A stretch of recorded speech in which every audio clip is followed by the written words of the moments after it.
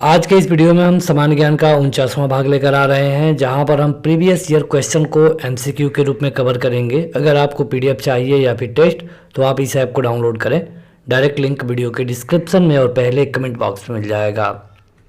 शुरू करते हैं। देखिए क्वेश्चन दिख रहा है 4 विकल्प, और ये क्वेश्चन कहाँ पे पूछा गया था ये आपको नीचे दिखेगा। हालांकि ये आपके भी परीक्षा में पूछा जा सकता है, जरूरी नहीं कि वो एसएससी हो या फिर कोई भी। क्वेश्चन है कि राज्यसभा के सदस्य के रूप में मनोनीत होने वाली पहली महिला कौन थी।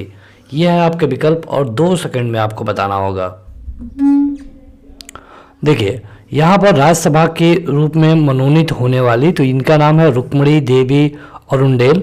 और आप देखेंगे कि राज्यसभा में मैक्सिमम 250 लोग होते हैं, इसमें से 233 लोग चुन करके आते हैं, जिसमें से उसके बाद 12 लोगों को मनोनीत करने का जो पावर होता है ये राष्ट्रपति के पास होता है। और उसी तरह रुक्मिणी देवी अरुणडेल को मनोनीत किया गया था। विधायिका का सबसे महत्वपूर्ण कार्य क्या है? क्या मतलब है, क्या काम होता है उसका? बजट पास करना, कार्यपालिका पर नियंत्रण, शांति बनाना, लेकिन उससे भी महत्वपूर्ण है कानून बनाना। अगर हम स्टेट लेवल की बात करें तो विधानसभा, और सेंट्रल लेवल की बात करें तो लोकसभा। निम्नलिखित में से कौन लोकसभा अध्यक्ष नहीं रहा कभी भी? यहाँ पर आपको कुछ नाम दिख रहे हैं, तो पूछा गया है कि बताइए कि कौन इनमें से कभी भी लोकसभा का अध्यक्ष नहीं रहा। तो देखिए मीरा कुमार भी रह चुकी हैं, ये अभी लेटेस्ट में रही थी 2009 से 14 तक।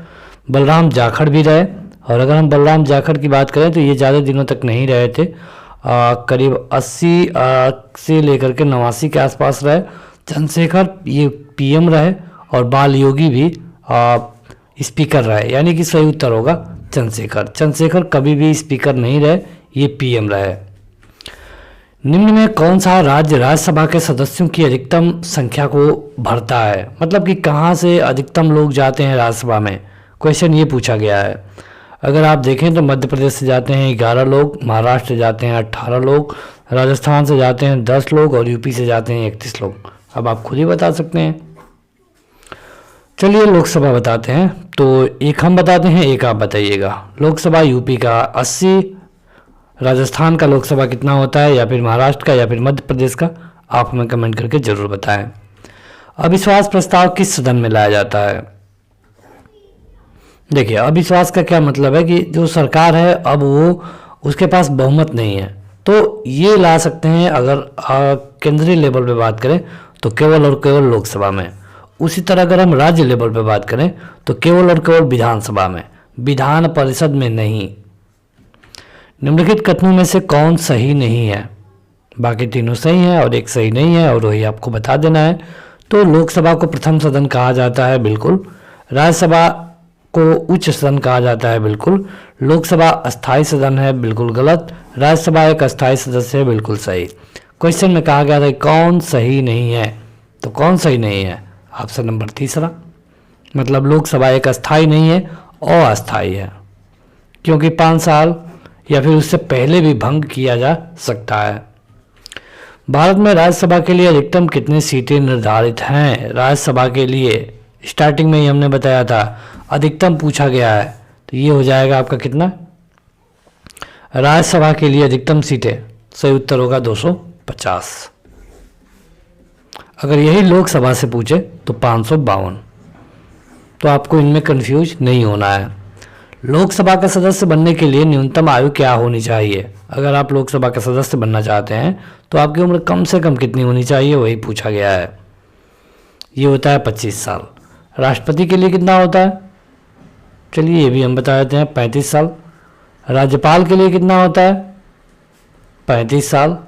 और राज्यसभा का मेंबर के लिए कितना होता है, ये आप बताइएगा कमेंट करके। अगला क्वेश्चन है कि भारत में लोकसभा के लिए अधिकतम कितनी सीटें निर्धारित हैं? लोकसभा के लिए तो देखिए अधिकतम की बात की गई है। अभी हमने आपको बताया कि लोकसभा में वैसे तो 550 लोग होते हैं, लेकिन अधिकतम जब पूछ दे तो ये हो जाएगा 552। अब 552 को अगर आप बांट दें तो इसमें से 530 लोग चुन करके आते हैं स्टेट से, 20 लोग यूनियन टेरिटरी से, और 2 लोगों को नामित किया जा सकता है, हालांकि ये जरूरी नहीं है। तो ये हो जाता है कुल मिलाकर के 552। अगला एक, निम्नलिखित में कौन विधायिका सत्र को स्थगित करने की अधिसूचना जारी करता है? मतलब कि केंद्र की बात हो रही है, कौन अधिसूचना जारी करेगा, तो इस तरह का पावर किसके पास है बताइए। 2 सेकंड में आप अपना उत्तर बता दिया करिए। सही उत्तर होगा राष्ट्रपति। निम्नलिखित में से कौन किसी लोकतांत्रिक देश की सबसे महत्वपूर्ण राजनीतिक संस्था है? आप बस भारत की बताइए। तो यहाँ पर सही उत्तर क्या होगा ये आपको बताना है। सही उत्तर होगा प्रधानमंत्री। भारत में नए राज्य का गठन कैसे होता है? अगर कोई नया राज्य बनाना हो तो देखिए कहा गया है कि इसमें केवल संसद ही बना सकती है, लेकिन उसका गठन कैसे होगा, किस तरह का बहुमत होगा या फिर बिना बहुमत के ही, तो ये होता है सरल बहुमत। अब देखिए सरल बहुमत और विशेष बहुमत का क्या मतलब है। सरल बहुमत का ये होता है कि जितने भी लोग हैं उसमें का 50% से थोड़ा सा अधिक मतलब एक अधिक। विशेष बहुमत मतलब क्या होता है 2/3, जैसे कुल मिलाकर के वहाँ 300 लोग उपस्थित हैं तो कम से कम 200 लोग। और इसका सरल बहुमत कितना होगा 151। प्राक्कलन समिति में कितने सदस्य होते हैं? ये क्वेश्चन बहुत बार पूछा गया है। प्राक्कलन समिति यह एक संसदीय समिति है और लोकसभा के लोग इसमें जाते हैं और इनकी संख्या होती है 30। संसद के सदस्यों के लिए औपचारिक रूप से निर्धारित उपकरण नहीं है संसद के लिए, तो ये होगा शून्य काल। आगे बढ़ते हैं तो अगला है कि लोकसभा में वोटिंग के दौरान पहले चरण में कौन मत नहीं डाल सकता है? अगर किसी मुद्दे पर वोटिंग हो रही है तो पहले कौन मत नहीं डाल सकता है? जब भी वोटिंग शुरू होगी ये सदस्य वोट डाल सकते हैं, मंत्री जी डाल सकते हैं, लेकिन जो अध्यक्ष हैं ये अपना वोट नहीं डालेंगे। ये अपना वोट तब डालेंगे जब दोनों तरफ का जो वोट है ये बराबर हो जाए, मतलब 50 लोग हाँ में और 50 लोग ना में, तब इनको मत डालने का अधिकार है। यानी कि पहले नहीं डालेंगे अध्यक्ष। भारतीय संसद के सदनों का सत्रावसान किसके द्वारा किया जाता है? सत्रावसान मतलब शुरू या फिर बंद, तो ये करने का पावर केवल और केवल किसके पास है? राष्ट्रपति के पास। प्रधानमंत्री सलाह दे सकते हैं, राज्यसभा तो बिल्कुल नहीं और लोकसभा के अध्यक्ष तो बिल्कुल नहीं। राज्यसभा के सदस्य बनने के लिए व्यक्ति की न्यूनतम योग्यता क्या है? देखिए उम्र तो कम से कम 30 होनी चाहिए, इसके अलावा भी कई सारी योग्यताएं मांगी जाती है, तो बताइए। देखिए ये भाग 5 में बताया गया है और भाग 5 मतलब कि अनुच्छेद 84 है और यहाँ पे कहा गया है कि वह भारत का नागरिक तो होना ही चाहिए और वह कम से कम 30 साल की उम्र पूरा कर लिया हो। यानी कि पहला और तीसरा दोनों सही है, ऑप्शन नंबर तीसरा होगा इसके लिए। भारतीय संसद को कम से कम मिलना चाहिए, मतलब भारतीय संसद को मिलना चाहिए कहने का ये मतलब है कितनी बार बैठक होती है वर्ष भर में, ये पूछा गया है। देखिए वर्ष भर में कुल मिलाकर के कम से कम 2 बार बैठक होनी चाहिए और ये 3 या फिर 4 बार भी कराई जा सकती है, लेकिन कम से कम 2 बार तो होना ही चाहिए। 6 महीने से अधिक का गैप नहीं होना चाहिए। भारतीय संसद में कौन सी परिस्थिति में सदा किसी सदस्य की सीट को रिक्त घोषित किया जा सकता है?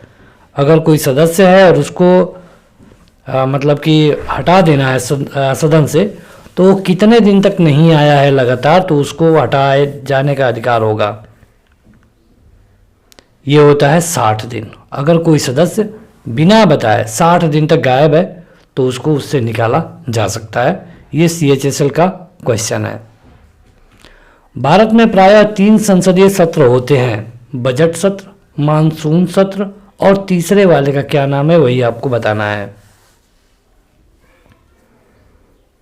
देखिए अनुच्छेद 101 में बताया गया है इस तरह के बारे में और यहाँ पर जो 3 सेशन होते हैं उसमें से पहला होता है बजट, दूसरा मानसून और तीसरा होता है शीतकालीन सत्र। ये भी CHSL का क्वेश्चन है। भारतीय संसद के दोनों सदनों की संयुक्त बैठक को कौन आहूत करता है, मतलब बुलाता है? अब देखिए संयुक्त बैठक के बारे में कई क्वेश्चन पूछी जाती है। कहाँ से हमने ये सिस्टम लिया है, तो ये हमने लिया ऑस्ट्रेलिया से। और इसको कौन बुला सकता है, तो इसको राष्ट्रपति बुला सकते हैं। इसकी अध्यक्षता कौन करेगा, तो लोकसभा के अध्यक्ष करेंगे। तो अब आपसे जो क्वेश्चन पूछा जाए आप उसका उत्तर दे सकते हैं।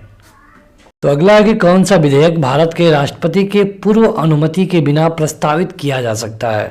मतलब आप देखेंगे कि जब धन विधेयक लाया जाता है तो राष्ट्रपति से पहले परमिशन लेनी पड़ती है, लेकिन कौन है जिसमें राष्ट्रपति की परमिशन की ज़रूरत नहीं पड़ेगी। तो इसके लिए जो सही उत्तर होगा ये होगा आपका साधारण विधेयक। वित्त विधेयक या फिर धन विधेयक को आपको प्रेसिडेंट की सिग्नेचर जरूरी है और सबसे पहले आप उसको लोकसभा में ही लाएंगे। भारत में केंद्रीय मंत्रियों को गोपनीयता की शपथ किसके द्वारा दिलाई जाती हैं कि किस आर्टिकल में बताया गया है कि शपथ में क्या होगा क्या नहीं होगा। तो ये है आपका अनुच्छेद 75 और यहाँ पर बताया गया है कि राष्ट्रपति के द्वारा इन लोगों को शपथ दिलवाया जाएगा। राष्ट्रीय आपातकाल के राज्य के विषय पर संसद के द्वारा बनाए गए कानून आपातकाल की समाप्ति के बाद कितने समय बाद निष्क्रिय हो जाते हैं या फिर प्रवृत्ति में नहीं रहते।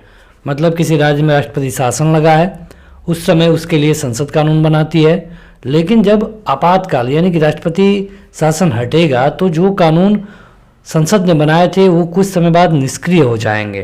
तो कितने समय बाद निष्क्रिय होंगे ये पूछा गया है। तो उत्तर है 6 महीने। सरकार के किस अंग में लोगों के निर्वाचित प्रतिनिधि होते हैं। किस अंग में? ये होता है विधायिकी। अगर हम स्टेट लेवल की बात करें तो विधानसभा, केंद्र लेवल की बात करें तो लोकसभा। तो बस आज के इस वीडियो में इतना ही। 25 क्वेश्चनों में से आपने लगभग कितना सही किया। और अगर आपको वीडियो पसंद आती है तो लाइक करने के साथ इस ऐप को डाउनलोड करें। लिंक वीडियो के डिस्क्रिप्शन में मिल जाएगा। आज के इस वीडियो में इतना ही। Thank you.